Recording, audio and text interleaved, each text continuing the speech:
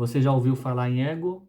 Egoísta, egocêntrico, estou com o ego ferido. Muitas pessoas já ouviram falar de ego. Mas esse ego é algo bom dentro da gente ou é algo ruim? Por que que tem coisa que a gente faz que nem sabe por que fez? Ah, eu não devia ter falado isso, mas por que que eu falei? Não parece que tem alguém mandando na gente? Quer descobrir bem o que é ego? Vem comigo. Meu nome é Bob Roberts, do canal Neurogentileza. Vinheta, Clotilde!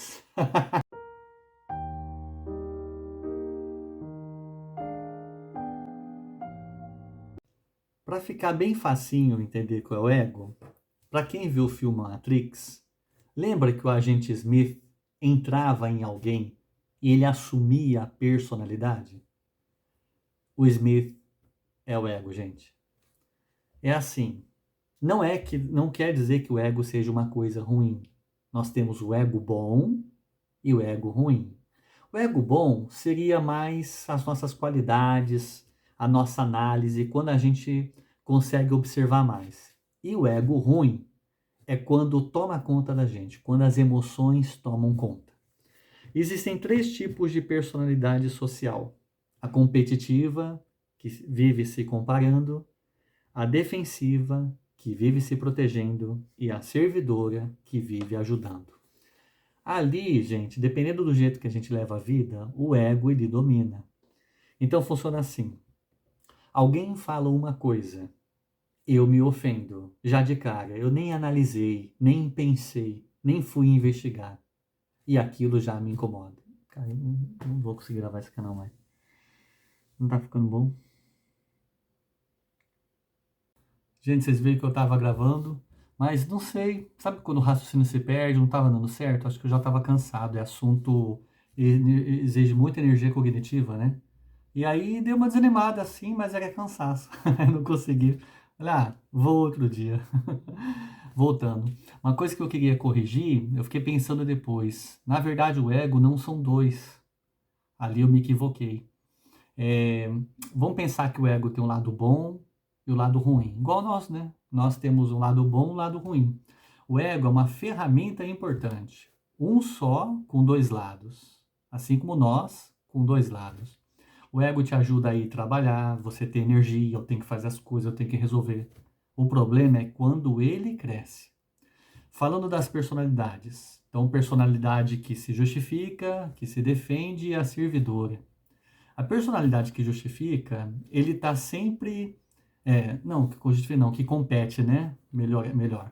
Aqui está competindo é o ego. Está sempre tentando provar que é melhor do que alguém, que é melhor para ele mesmo. Eu preciso fazer isso porque eu preciso provar para mim que eu sou bom, fica o tempo todo, isso desgasta. Porque isso, gente, a gente acessa o córtex pré-frontal, dorsolateral, e córtex pré-frontal orbitofrontal. O dorsolateral é julgamento frio. Ele é necessário para a gente analisar uma situação, mas se a gente ficar só usando essa parte, aquilo fica muito frio. O córtex pré-frontal, órbito frontal, ele é o status social. O que que vão pensar de mim? Então, a personalidade que compete e a que se defende entram nessas duas áreas da neurociência, porque não fica um julgamento muito correto. Será que as pessoas vão pensar de mim? E se eu fizer isso? Não, eu tenho que fazer aquilo para melhorar minha reputação. Tudo isso aí vem desse córtex. A personalidade que serve é do córtex pré-frontal ventromedial. Ali, gente, é o coração do cérebro. É dali que vem a empatia, o amor, a compaixão. Compaixão é eu vejo alguém e eu tenho a vontade de aliviar o sofrimento dela. Isso é ter compaixão, eu tenho essa vontade. Presença compassiva é você sofrer com, eu sofro junto com você. Empatia é a sua dor no meu coração. Tudo isso não vem do córtex pré-frontal dorsolateral. Não vem do córtex pré-frontal orbitofrontal. Eles são importantes, mas não vem daí. Vem do córtex pré-frontal ventromedial, do coração. Ele é a sede das emoções. Então, quando o ego ele está crescendo dentro da gente, a gente tem impulsividade para reagir. Alguém fala uma coisa, a gente já se estressa, a pessoa falou aquilo, a gente já se ofendeu. Na verdade, não é você que se ofende, é o seu ego. Quando você age com impulsividade, não é você, é o seu ego. Claro que é você, né? Você que foi lá e fez. Mas já viu que parece que depois você se arrepende? Mas por que que eu fiz isso? Por que que eu falei aquilo? Nem sei por que eu fiz. É o ego, gente. O ego, ele vai dominando a gente. O que que acontece? Imagina que se eu receber uma flecha, ela vai doer, né? Agora imagina mais uma flecha, dói mais ainda. Então é assim, quando eu recebo uma primeira flecha, alguém me ofende, eu preciso identificar o que está acontecendo dentro de mim. É aqui que você começa a identificar o ego.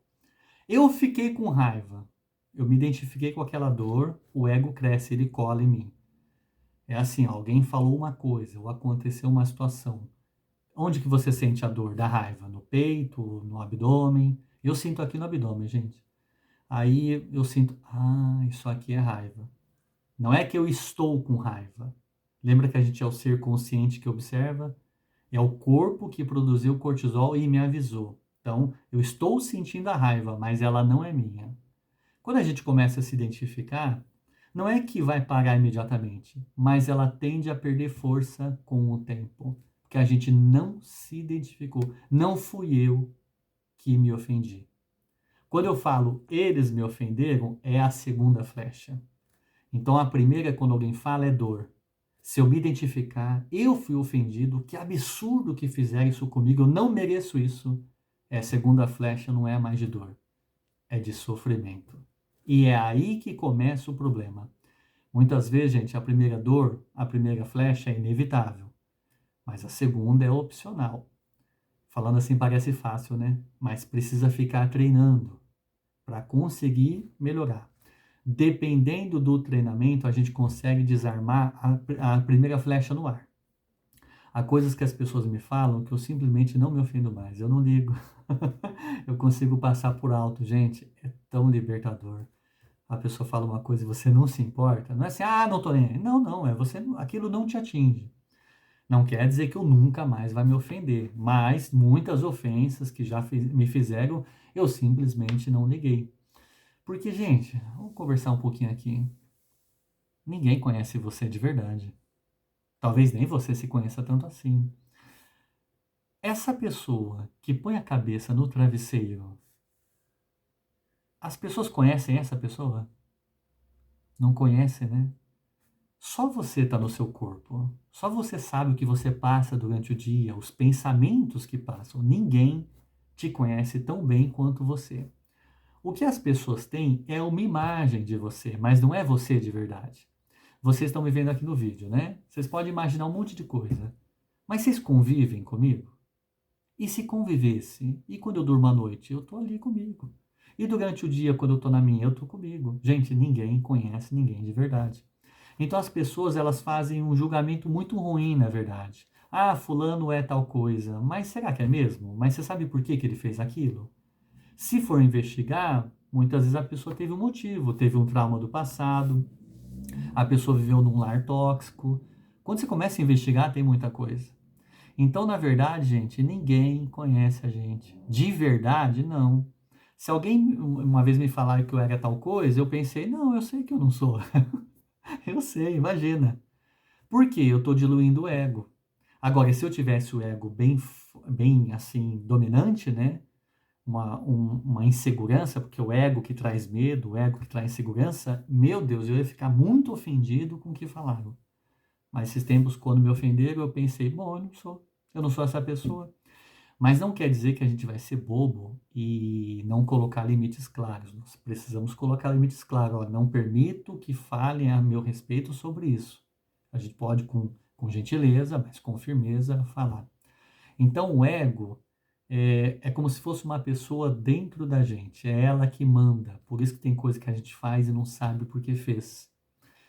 Quanto mais a gente acessar o córtex pré-frontal ventromedial, que é o coração do cérebro, mais a gente dilui o ego.